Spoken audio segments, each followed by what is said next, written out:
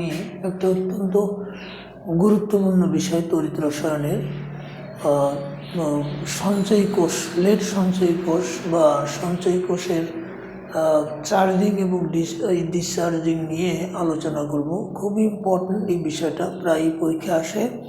আর lead সঞ্চয়ী কোষ আমাদের বর্তমান সময়ের জন্য একটা খুব অতীব প্রয়োজনীয় কোষ, কারণ এটা অটোমোবাইলের ব্যাটারিতে ব্যবহার করা হয়ে থাকে। তাও প্রথমত আমাদের জানা দরকার যে সঞ্চয়ী কোষ কাকে বলে।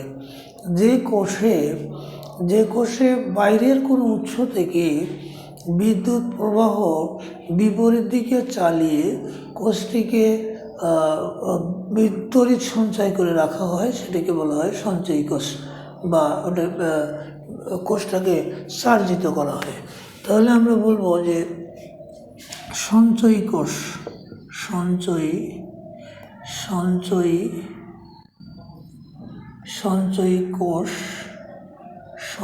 কোষ কি? তাহলে বাইরের কোনো উৎস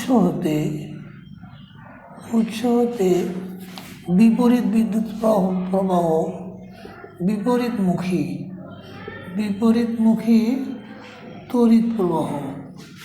তড়িৎ প্রবাহ চালনা করে যে কোষকে চার্জিত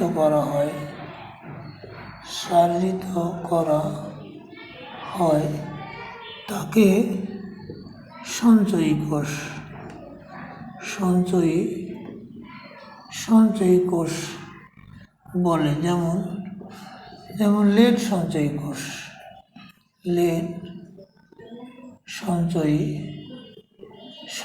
কোষ, এই কোষের গঠন হলো লেড পিবি, তারপর আমরা এখানে দেব লেড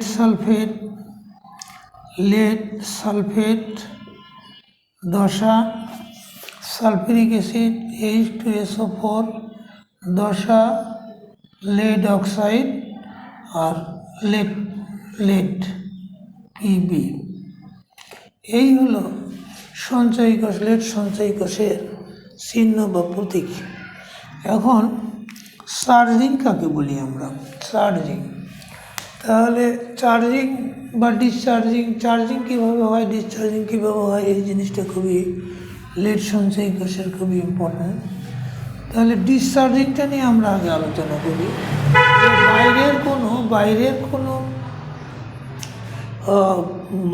বাইরের কোনো বর্তনীতে বিদ্যুৎ প্রবাহ চালনা করলে কোষে ওই রাসায়নিক শক্তি বিদ্যুৎ শক্তিতে রূপান্তরিত হয়, একে বলা হয় ডিসচার্জিং। তাহলে ডিসচার্জিং কাকে বলে?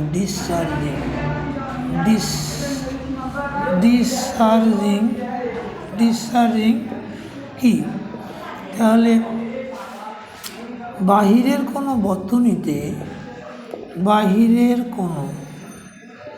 বর্তনীতে তড়িৎ প্রবাহ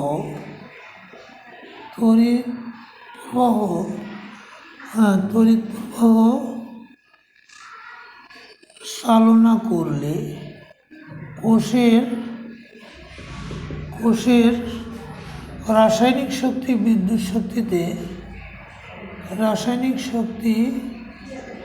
বিদ্যুৎ শক্তি বা তড়িৎ শক্তিতে রূপান্তরিত হয়, একে ডিসচার্জিং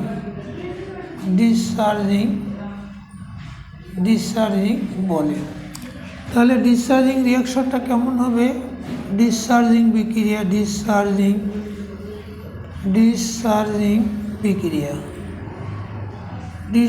বিক্রিয়াটা হবে যে এখানে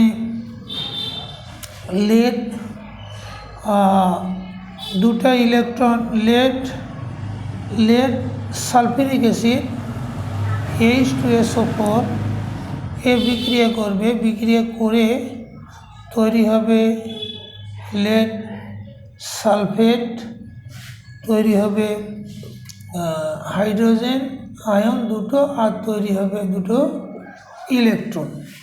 তো এখানে আমরা জানি যে লেড সঞ্চয়ী কোষে অ্যানোড হিসেবে কাজ করে সছিদ্র লেড পাত, আর ক্যাথোড হিসেবে কাজ করে লেড 4 অক্সাইডের ক্যাথোড দণ্ড। তাহলে লেড সালফিউরিক অ্যাসিডের সাথে যুক্ত হয়ে লেড সালফেট তৈরি করে, দুটো ইলেকট্রন বর্জন করে, আর পাশাপাশি হাইড্রোজেন আয়ন তৈরি হয়। এটা ডিসচার্জিং বিক্রিয়ার ক্ষেত্রে এটি অ্যানোড বিক্রিয়া, অ্যানোড রিয়াকশন। আর ক্যাথোড রিয়াকশনে যেটা ঘটবে সেটা হলো ক্যাথোডে থাকে কি লেড অক্সাইড, লেড 4 অক্সাইড। এই লেড 4 অক্সাইড ওই করবে যে এই দুটা হাইড্রোজেন আয়ন, তারপর সে দুটো ইলেকট্রন গ্রহণ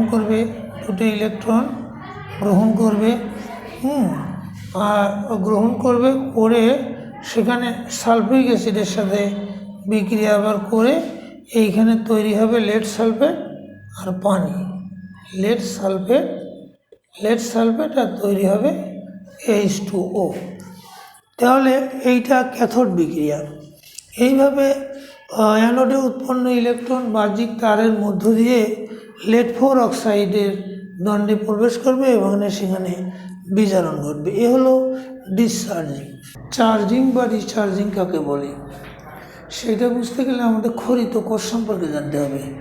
খরিত কোষ হলো যে কোষ বিদ্যুৎ প্রবাহ শেষ করে, মানে শক্তি শেষ করে ফেলে, অর্থাৎ বিদ্যুৎ প্রবাহিত হওয়ার পরে যখন সম্পূর্ণ বিক্রিয়ক পদার্থগুলো নিঃশেষ হয়ে যায়, সেই কোষটা তখন বিদ্যুৎ সরবরাহ করতে পারে না, এটাকে বলা হয় খরিত কোষ।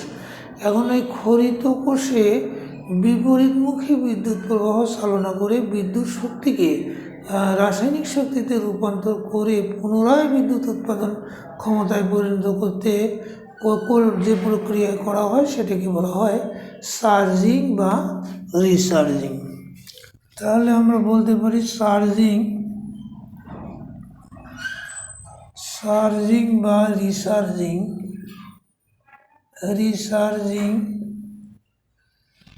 রিচার্জিং কাকে বলে বিক্রিয়া সহ বুঝিয়ে বলো। আচ্ছা, তাহলে খরিত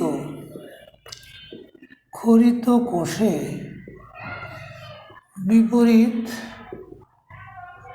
বিপরীত দিকে একমুখী বিদ্যুৎ প্রবাহ চালনা করে তড়িৎ শক্তিকে রাসায়নিক শক্তিতে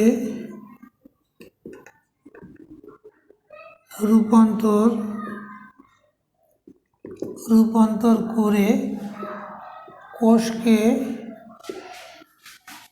পুনরায় বিদ্যুৎ সরবরাহ উপযোগী করার প্রক্রিয়াকে রিচার্জিং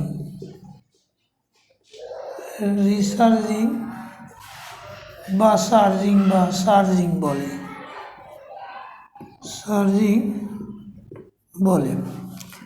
তাহলে চার্জিং বিক্রিয়া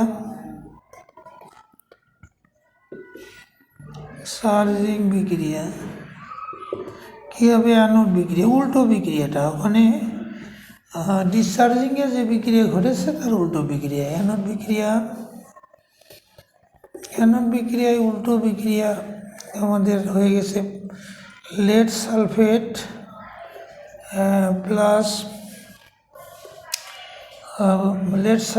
প্লাস দুটো হাইড্রোজেন প্লাস দুটো ইলেকট্রন,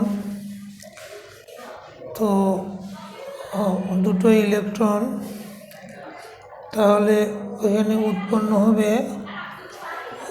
হবে লেড প্লাস উৎপন্ন হবে plus sulphuric acid H2SO4। Cathode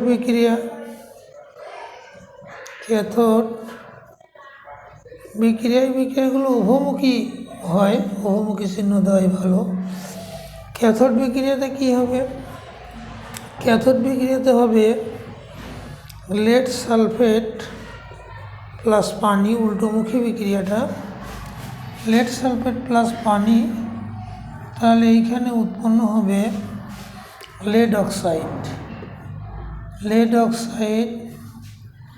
plus উৎপন্ন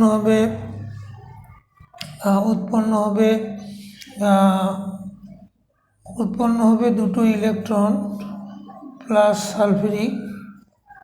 সালফিউরিক অ্যাসিড। তাহলে লেড সালফেট আর পানি এরা বিক্রিয়া করে উৎপন্ন হবে লেড অক্সাইড, দুটো ইলেকট্রন, এই ইলেকট্রন দুটো, আর এই সালফেটের সাথে পানি যুক্ত হয়ে সালফিউরিক অ্যাসিড তৈরি করবে। এইভাবে এই লেড সঞ্চয়ী কোষে চার্জিং এবং ডিসচার্জিং বিক্রিয়াগুলো হয়ে কোষটা সচল থাকে। বন্ধুরা, আজকে এ পর্যন্তই, দেখা হবে পরবর্তী কোনো ক্লাসে। আসসালামু আলাইকুম।